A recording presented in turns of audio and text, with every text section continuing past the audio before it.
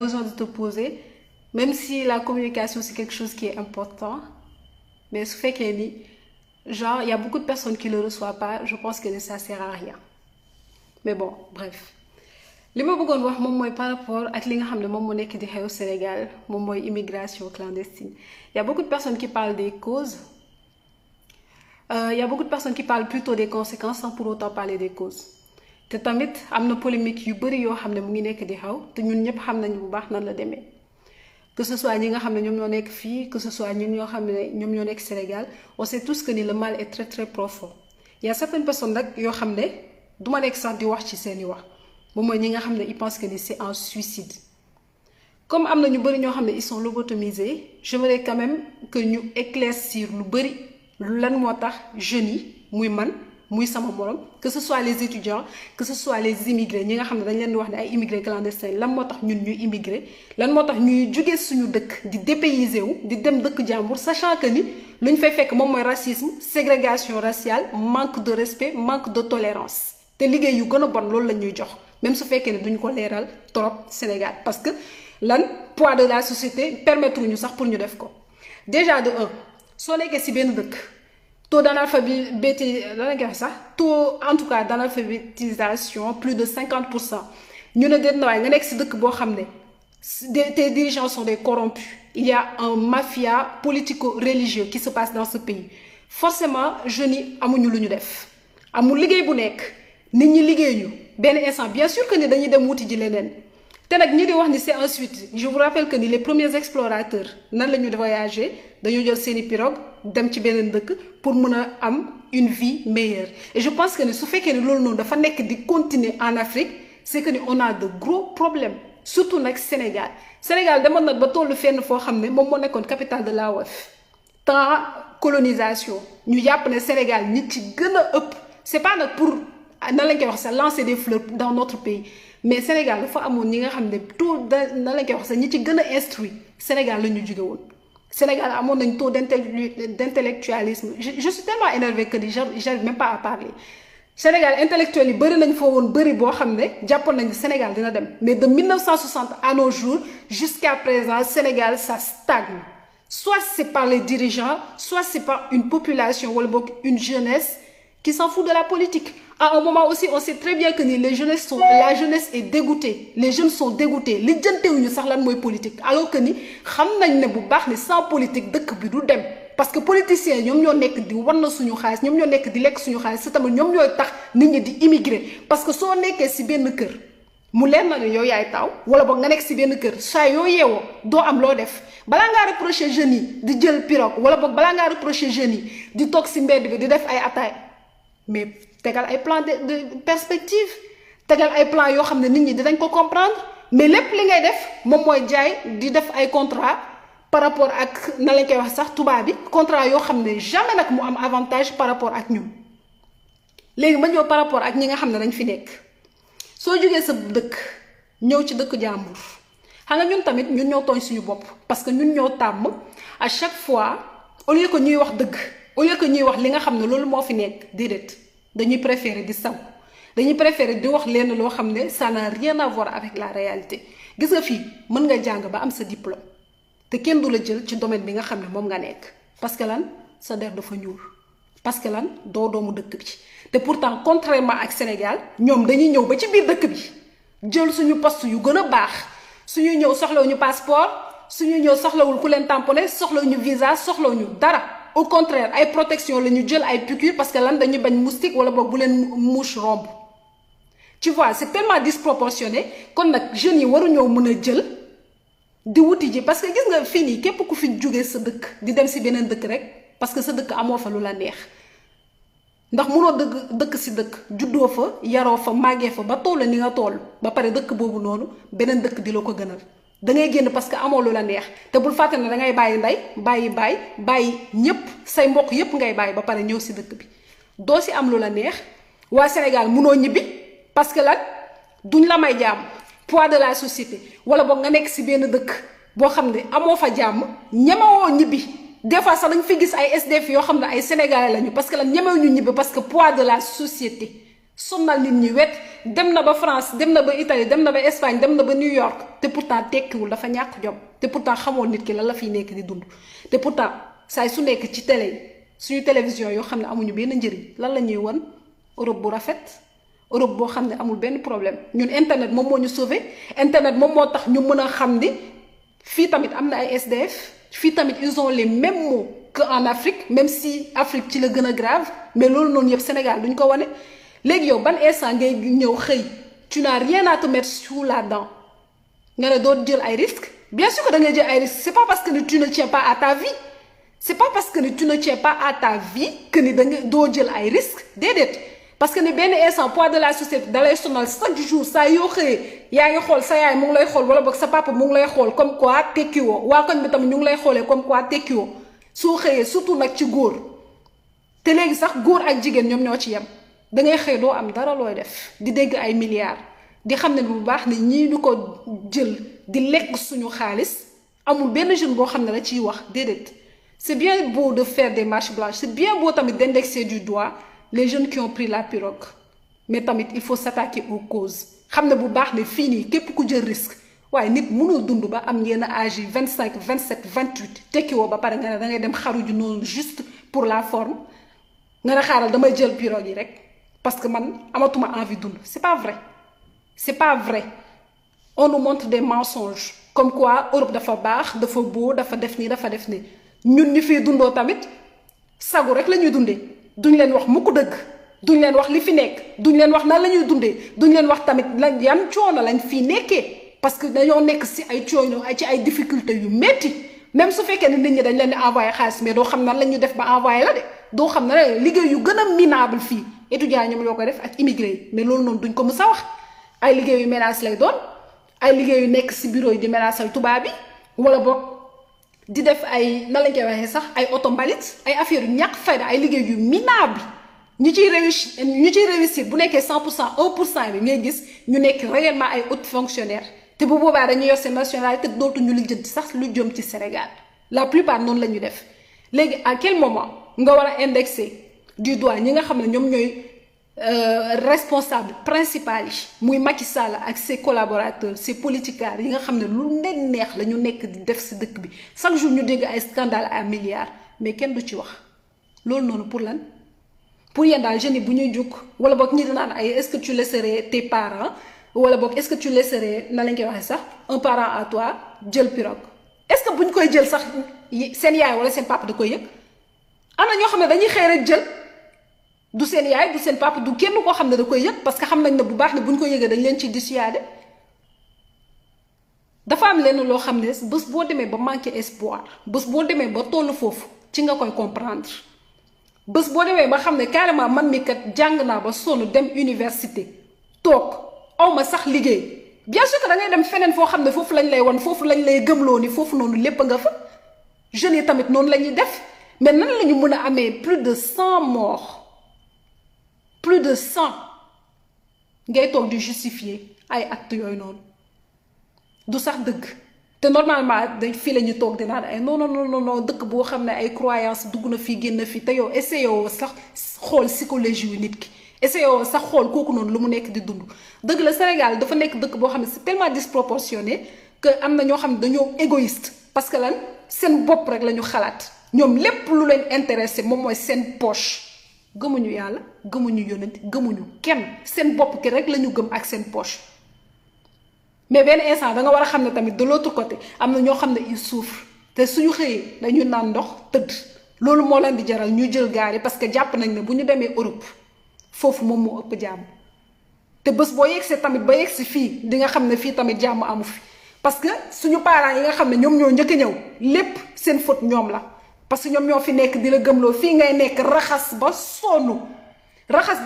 di bale di ménage ba sonn soo ñibbee sol sa kos wala boog soo ñibbee di jaay ne yow daal manqué woo dara te fekk na yow li nga fay wane yépp fii nii benn simple servante kese nga fi woon wala boog benn simple boy kese nga fi woon nañu commencé nag di waxante dëgg di wax nit ñi fii nii lan moo fi nekk te télévision yi arrêté di wane lépp tout ce qui est beau c'est en Europe fii dafa bëri ay SDF seeni problème tamit dafa commencé di gën a bëri dañ leen wax li nga xam ne loolu moom mooy dëgg te ñu arrêté ku nekk di fen moromam fii nii seen télévision yi lu bon rek la ñu wane Afrique ay village yu reculé yoo xam ne doo xam sax ne lii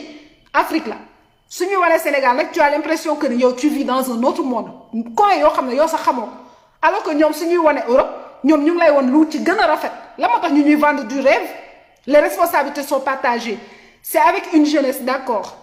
am na benn instant boo xam ne xam nga ne bu baax ni lii risque la mais est-ce que xam nga nit kooku noonu mentalité ak position fan la toll bu muy jël gaal gi xamuloo ko parce que ku toog te di xiifal suba ba ngoon jot rek kooku moom moo ko mën a xam te yaakaar naa ñu bëri loolu moo tax ñu ñëw fii te dañuy dee di fi toog loo am dépensé waat ko fii li ngay yónnee seen waa kër lépp lu mu leen di jëriñ moom mooy lu ñuy fajee seen soxla wala boog seen dépense mais doo mën a tabax doo mën def dara immigré yi fii soo leen gisee da nga leen di yërëm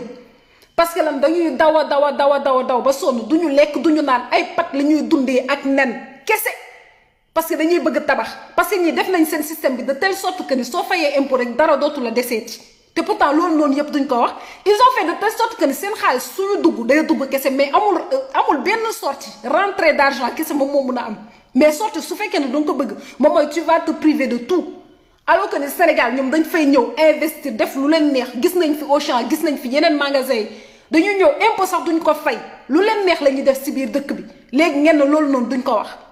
c'est une jeunesse boo xam ne xoolal instant bi nii non seulement on est esclavagisé mentalement mais ba tey suñu buumu njaam ci boppam moom moo dayul ba tey daggul à cause des dirigeants qui sont corrompus te xam nga na lañ koy waxee Malcolm X dafa doon wax des nègres de maison jusqu'à présent en Afrique et particulièrement au Sénégal on a des nègres de maison ñoo xam ne lépp lu leen ñor moom mooy na tubaab bi kontaan ci ñoom loolu kese moom moo leen ñor li jëntul ñu seen jeunesse nekk di dund lan mooy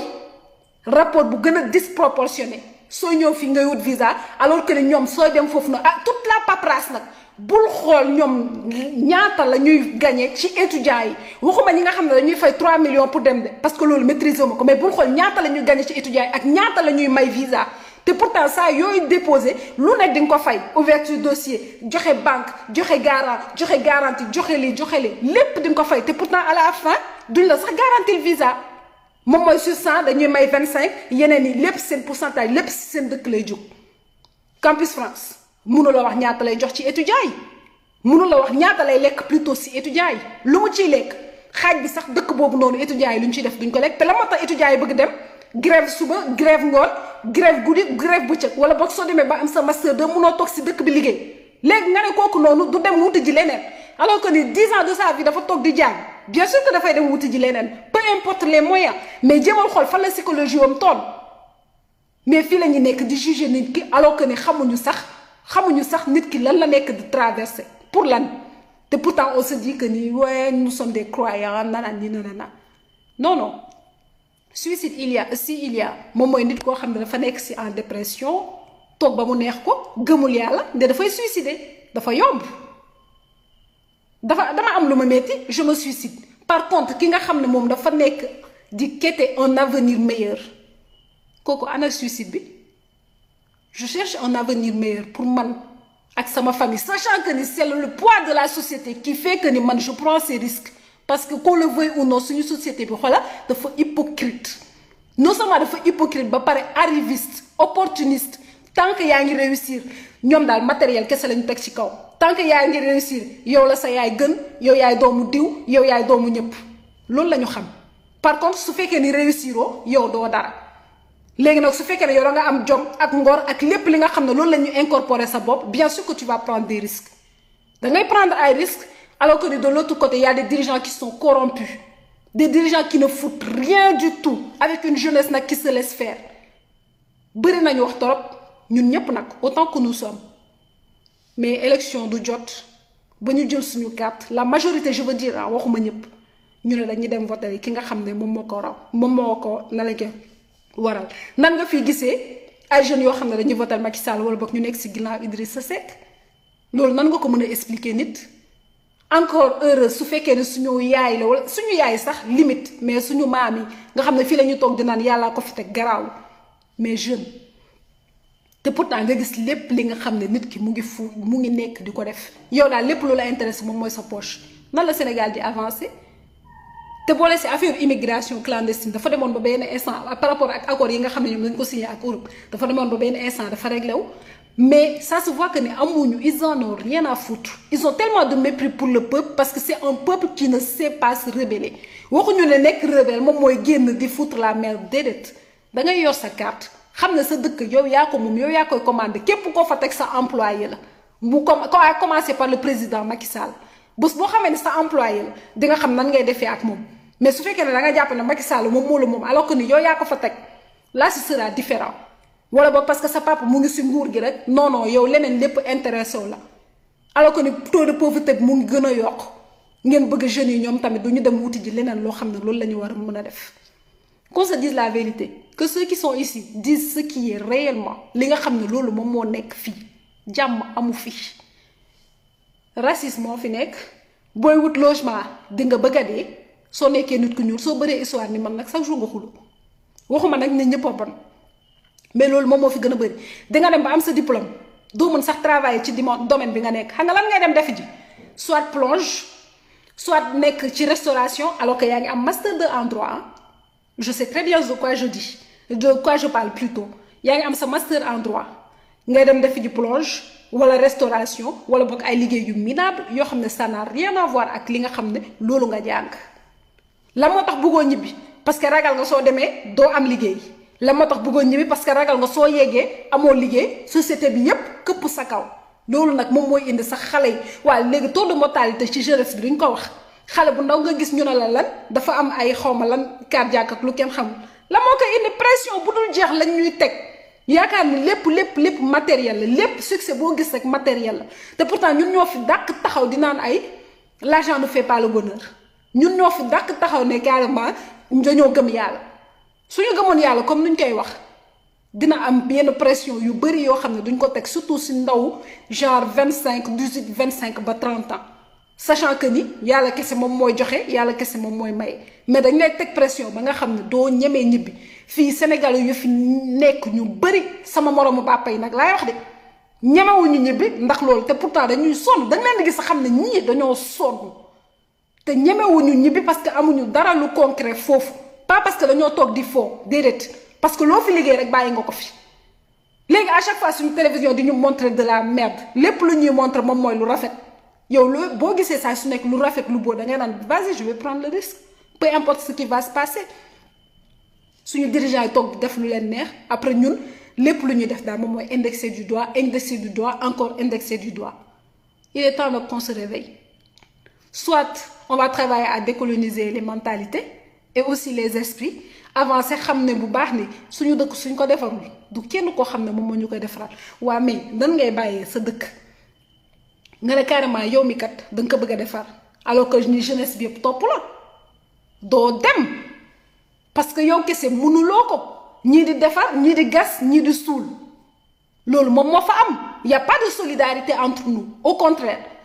su benn nit ku ñuul kiiwee nga jël poste ba dem jox ko tubaab parce que la complexe d'infériorité suñ la waxee nga ne complexe woo da nga jàpp ne ñoom ñoo la gën wala boog ñoom ñoo ëpp expérience alors que ni su fekkoon ne ñun amoon nañu même possibilité yi nga xam ne ñoom am nañ ko ci la ñu xam ne kii ci la ñu xam ne intelligence la vérité n'a jamais sonné blanche ci la ñu xam ne la valeur n'est pas blanche mais complexe jàpp nañu ba jàpp suñu dirigeant ñoom ñoo si jiitu di def xolal accord de pêche yu mu signé